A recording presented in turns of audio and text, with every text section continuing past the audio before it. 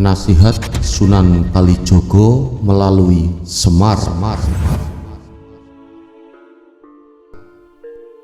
Sedulur-sedulur nasihat kehidupan misteri. Sunan Kalijogo adalah satu dari 9 wali songo yang menyebarkan Islam di Pulau Jawa. Sosoknya terkenal akrab dengan seni dan pewayangan Punokawan. Punokawan merupakan tokoh yang lahir pada abad ke-12 yang terdiri dari Semar, Gareng, Petruk, dan Bagong.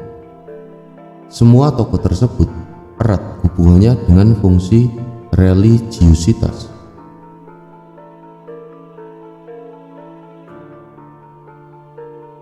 Dari keempat sosok yang ada, Semar adalah pusat dari keseluruhan Punokawan dan menjadi asal-usul munculnya Punokawan.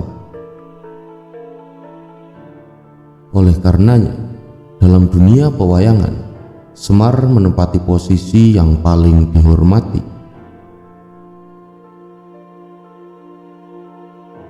Melalui tokoh Semar, Sunan Kalijogo menyampaikan nasihatnya untuk kita semua.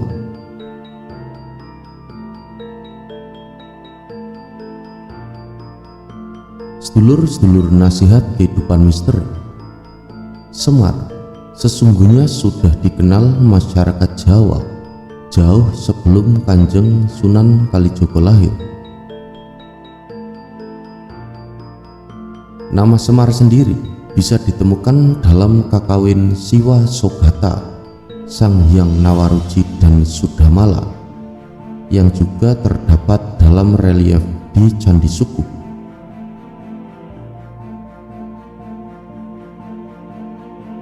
Ia diibaratkan sebagai prototipe manusia Jawa yang sesungguhnya, sosok paripurna yang sudah menemukan jati dirinya. Sebagai sosok orang Jawa, Semar digambarkan sadar diri, tahu diri, sumeleh ing pamikir, atau bersikap rendah hati dalam berpikir, dan sumarah ing karep, atau memasrahkan seluruh keinginan pada kehendak Gusti.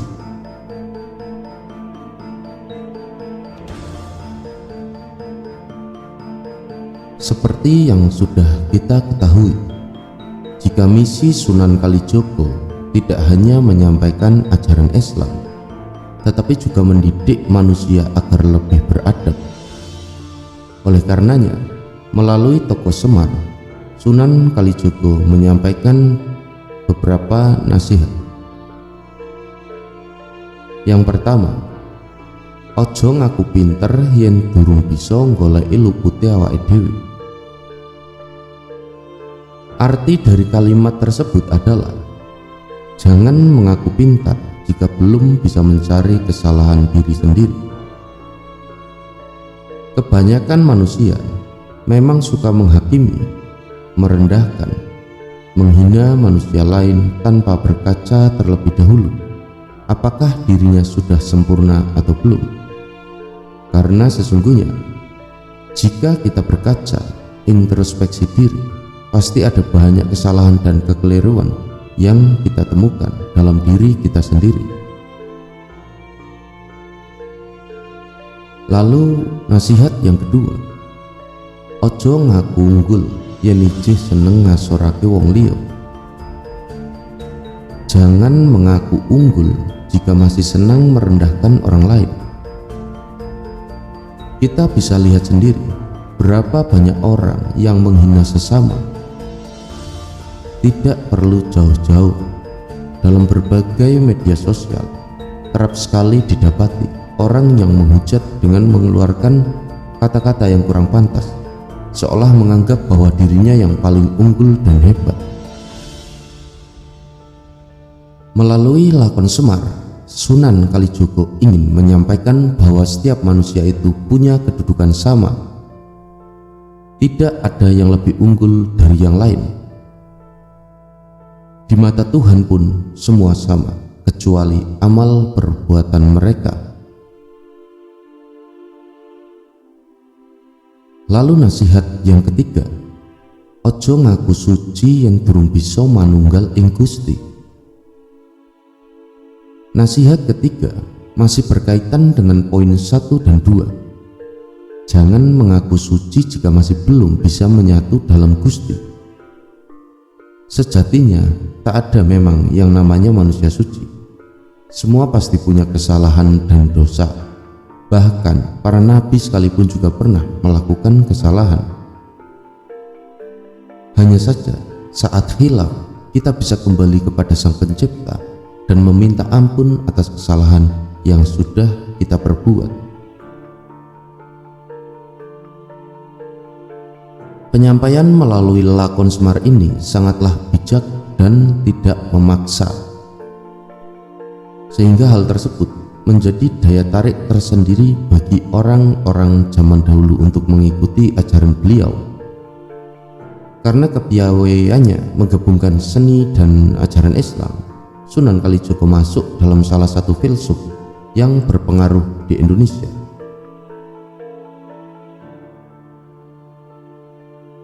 Dahulunya, Sunan Kalijaga menciptakan wayang sebagai sarana dakwah. Salah satu karakter pewayangan yang ada adalah Punokawan. Nama Punokawan berasal dari kata puna yang berarti susah dan kawan yang berarti teman, yang bisa dimaknai sebagai teman di kala susah. Selain itu, ada juga yang menafsirkan Punokawan berasal dari kata pana yang berarti terang dan kawan yang berarti teman, yang apabila diterjemahkan menjadi teman untuk menuju jalan yang terang. Punokawan terdiri dari 4 tokoh, yakni Semar, Gareng, Petruk, dan Bagong. Sunan Kalijaga membuat 4 karakter ini untuk menggambarkan sifat kebanyakan manusia dengan segala kelebihan dan kekurangannya. Kira-kira pesan apa saja yang ditinggalkan Sunan Kalijaga melalui karakter Punokawan ini? Yang pertama kepada tokoh Semar yang barusan kita bahas.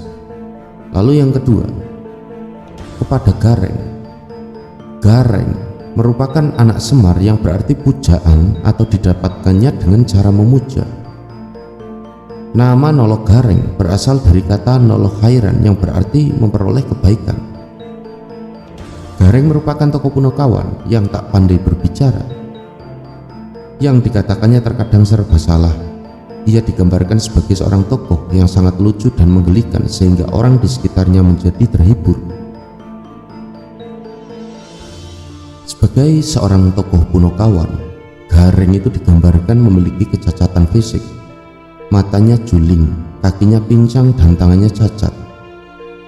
Mata yang juling dimaknai untuk menunjukkan manusia mesti memahami realitas kehidupan yang kadang tidak seperti keinginan. Kaki yang pincang menggambarkan manusia harus hati-hati dalam kehidupan, dan tangan yang cacat disimbolkan manusia bisa berusaha semaksimal mungkin, namun tetap Tuhanlah yang menentukan hasilnya. Lalu Petruk. Petruk merupakan anak kedua dari Semar. Nama Petruk berasal dari kata fatruk yang berarti tinggalkanlah.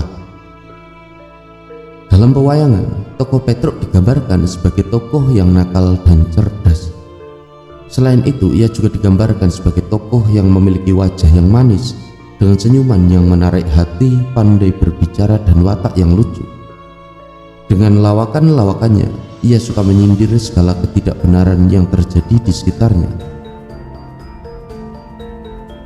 Tokoh Petruk digambarkan dengan fisik yang panjang, seperti tangan dan kaki yang panjang, tubuh yang langsing dan tinggi, serta hidung yang mancung.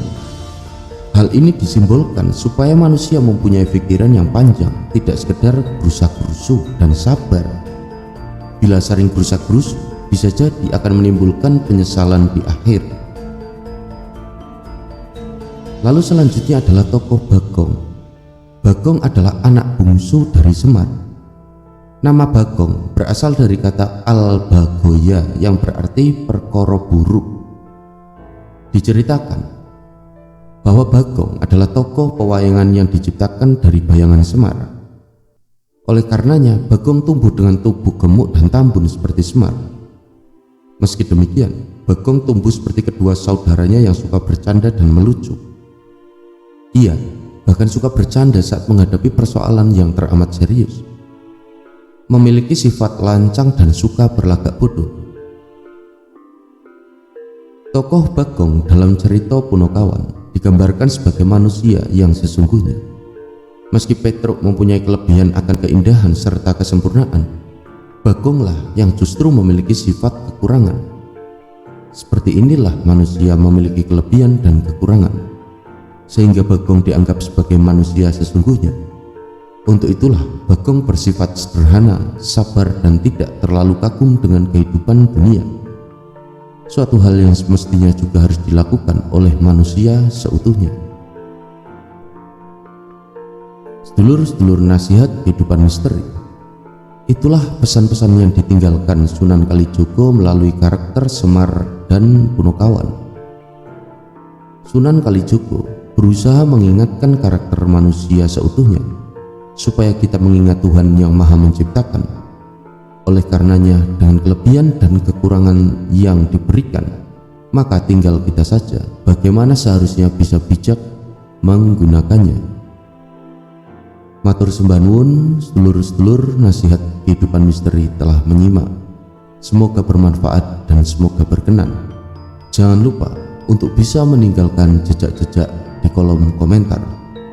Mugi rahayu, saku dumadi.